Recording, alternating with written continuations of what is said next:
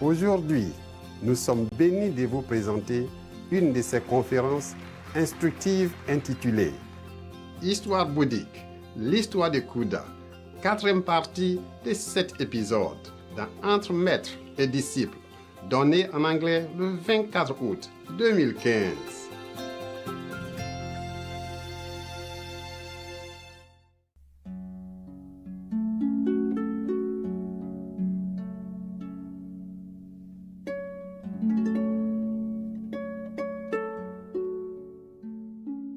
But the ants and the fly did not really want to kill him. They just see the blood and they came. And even then they go to heaven.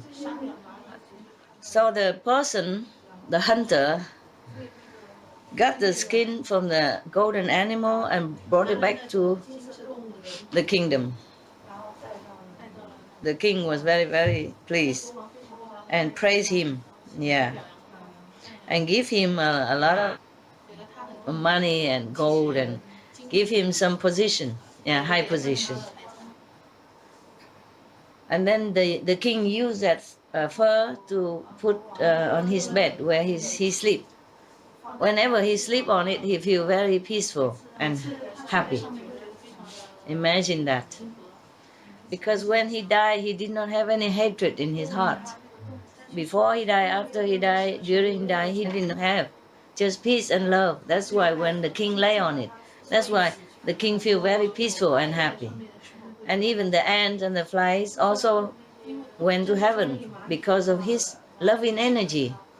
Understand? And his merciful heart and merciful energy. So bless them all.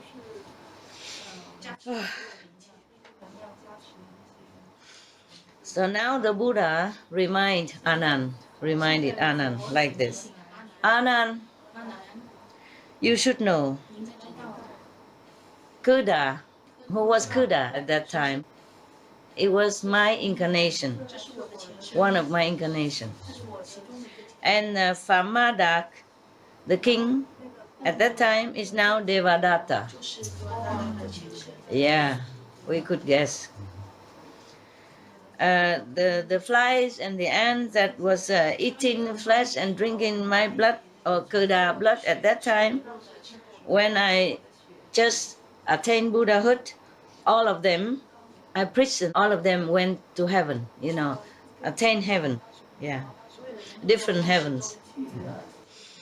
Even not just when he died, but after he became Buddha, they also went to heaven too. Because all these ants and flies, after they went to heaven, of course, their time is up, and then they come down, become humans again. And at this time, many ants afterward, Buddha became Buddha and also saved them, saved their soul, liberated them too. My God. Would you still like to be a Buddha? Tell me honestly. Can you? No, shake your head. At least you are honest. It's very difficult, isn't it? Yes. To save a being, you have to sacrifice yourself first to make affinity with them. You see, save them, help them in some way, or let them kill you even. At that time, Devadatta harmed my life and caused me suffering.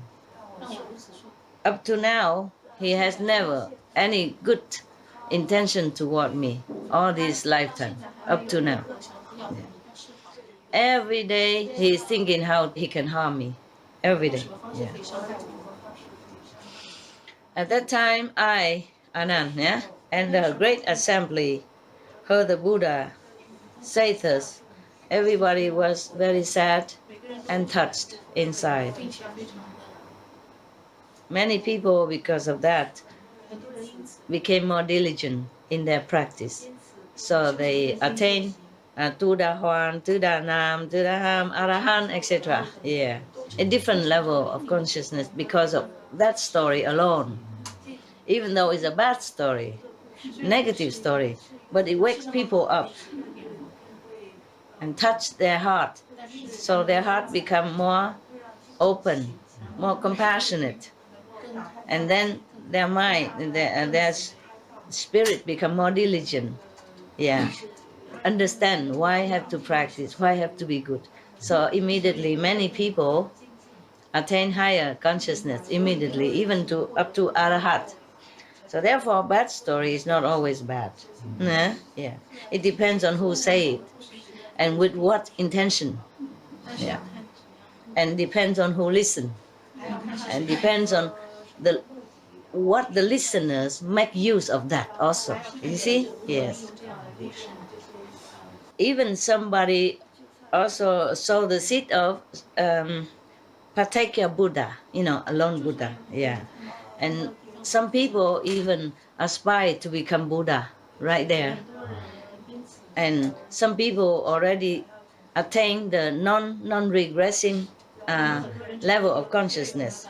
Everyone, whoever was there, happy and received some blessing in any way from that. And they all bow to the Buddha and let him take rest after that. We should really thank the past masters, monks and nuns and scholars who have taken time to record what the Buddha is teaching after the master's nirvana. And also for the past and present persons, lay or monks or nuns who have really dedicated themselves, sacrificed their time and precious health or under any difficult situation to translate this so that I can read it to you. And we have to thank them. And may they be blessed forever by all the Buddhas, past, present, and future. May their merit be immense. May they be liberated forever. Thank you. Wow, my God. Incredible, huh? Wow. God. That is a difference between killing the animal and killing the animal. This animal was one of the Buddha's incarnation. Now you ask me why the Buddha became animals. Why? He was also evolving, you understand? Yes, from the animal status all the way up to human and then all the way to heaven and heavenly king and, turning wheel king and all that, see? And then bodhisattva and then Buddha as the process of evolution. Buddha's evolution, not everyone's evolution.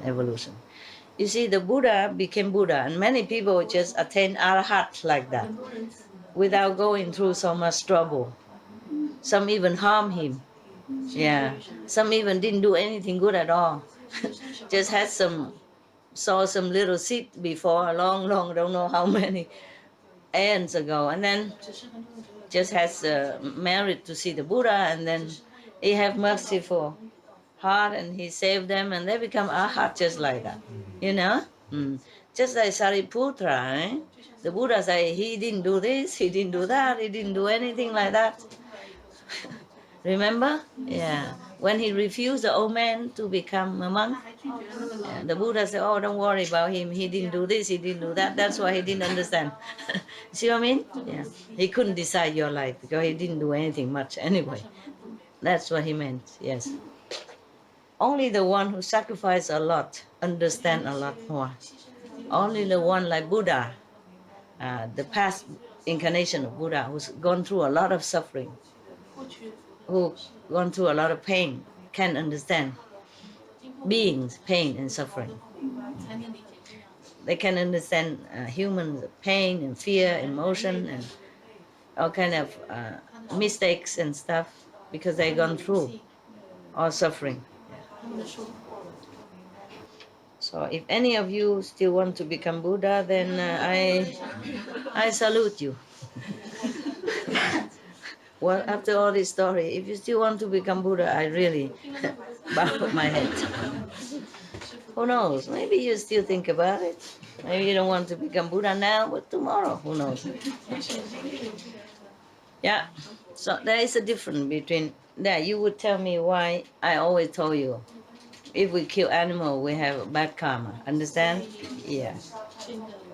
Yeah, but how come the person who killed this animal did not have bad karma? And all the flies and even eat the flesh don't have bad karma. Can you tell me why? Am I teaching you contradictorily or what? Hmm? Who knows? One candy? One candy or two candies? Because they don't know. Because they don't know what they're doing? Yeah, they don't know that what they're doing is bad. They don't know what. No, even if they don't know what they're doing is bad, they still have karma. But how come in this story, the killer did not have karma, and the ants, the flies, even go to heaven after eating their flesh? Tell me. Buddha blessing. Buddha blessing? Because Buddha volunteered to do. Buddha volunteer? Yeah. That's different from forced kill. Forceful kill. Yeah, Buddha blessing, correct. He himself volunteered to do that, to save others. And while volunteering, his heart is full of love, no hatred, yeah, no fear of death, no struggle to stay alive like the animals that we forced to die. That's different. The animal that we raise and forced to die, they did not want to die. They did not want to be here to be born like that, and then keep in such a small cage, cannot even turn around all day, no sun, don't know even life, and then kill in such a way. Yeah?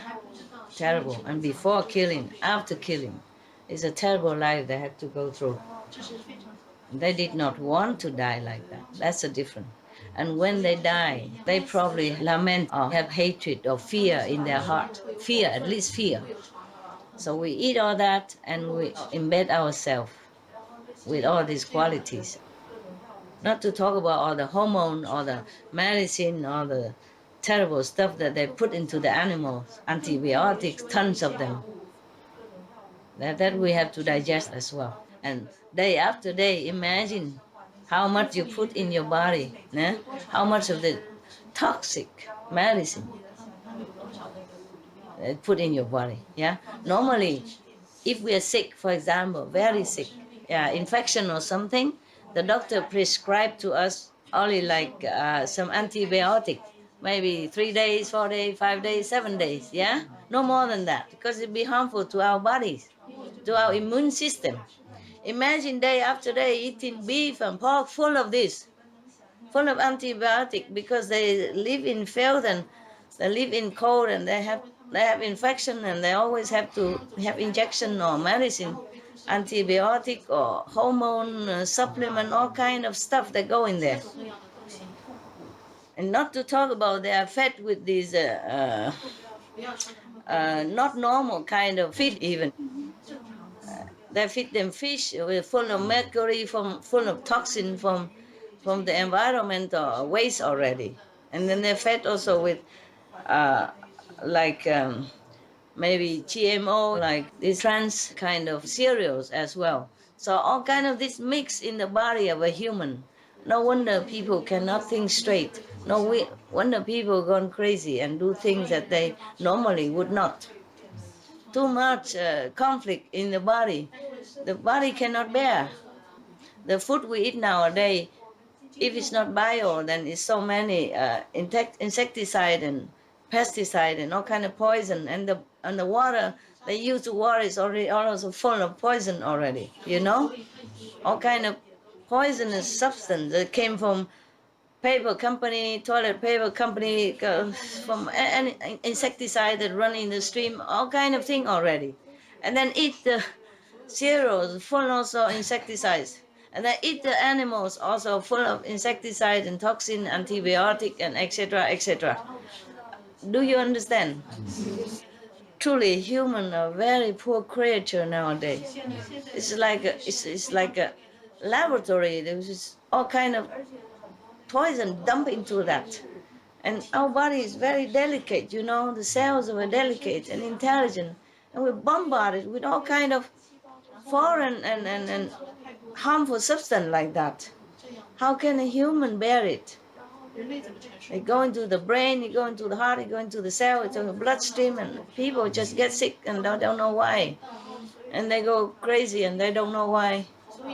They do wrong thing, they don't know why. It's really pitiful to be pity. Understand now? In the old time, it's much better than now. You know, suppose you eat meat in the old time, then there's less toxin than now. That time the water and everything is still clean, more clean than now. And we don't have that many animal farms, and so of course the air is also more clean. We don't have cars, yeah. We don't have all kind of fume, exhaust that went into the air. We don't have a lot of CO2 and all that. The air was cleaner, water cleaner, yeah.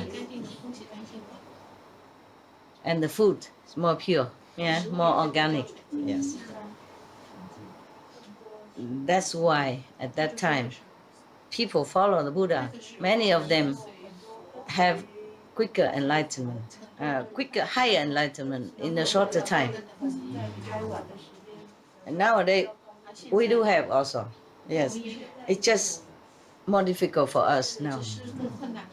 And you are the heroes.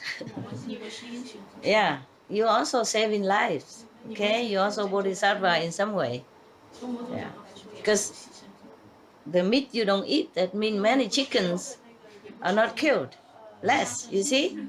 And many cows are still alive because of you. Many pigs are still alive because of you. Or not hurt, not harmed because of you don't eat. You eat no meat, then less animals are killed. You see, so some way, indirectly you save many lives too. So you are also bodhisattva, you know, even though you have not you don't have, not all of you have good experience inside, but outside you have. Yeah? You feel healthier, you feel more peaceful, more tolerant, yeah, with everybody, and you accept many things that before you would not accept. I don't say all of you are that, but most of you are, and I'm very proud of you. There's a song, a Euro contest song that won the prize this year from Sweden. They say we are the hero of our times, and I agree with that. You are the heroes of our times. Of our time, yeah. You save lives quietly, and that's heroism. That's bodhisattvahood, okay? Yeah. So even if my teaching don't bring you to Buddhahood yet, at least it brings you to good human. Yeah, you become a good human. And that is something that you should be proud of already, right? Yeah, you save lives. You know it, and it's good, it's good. Yes. But all this bodhisattva story is also good for you, even though some are so gruesome. But nowadays, even this story can be true too. Yeah, it's true everywhere. We skin, we chop the animals day in, day out. Billions of them every year, all kind of animals. Innocent, harmless, helpless. So just one story like this is make you cring and make you feel so sad and crying. Imagine every day millions of animals are killed this way. More or less this way. Some are even skinned alive too, dogs, to get the fur. They just skin them alive, you know that. Before in China, a lot. And now I heard that the government forbid it because of many animals, organization protest and make noise, and so the government forbid it nowadays. I guess maybe less, but I don't think it's completely. This practice is not completely abandoned yet. Many other cruelty as well. Even the zoo and all that should be abandoned. Because they go out and, you know, the laws say forbid the poacher to catch babies, animals and all that to bring to the zoo. But if the zoo exists, then there will be always poachers to do it for money. For one small orangutan, for example, one baby orangutan, they have to kill many adults to get him, because they protect that baby with their life until they die. They protect that baby, therefore they have to kill all of them in order to get the baby out and bring it to the zoo. And we call ourselves humans. I think all the zoo and all that should be abolished. And all the selling of exotic birds and rare animals and all that, should, everything about animals selling, buying should be abolished. You know, and then imprisoning a bear in a small cage like that and taking his vibe out of his liver like that is terrible. All this should be abolished. All this should be unlawful, illegal. And then all these people who does this should be fined, should be imprisoned, so that they stop doing this. Otherwise, if you say don't do this, don't do that, but all this practice still going on everywhere, under the table. Forbid the poacher to catch animal, but the zoo needs it.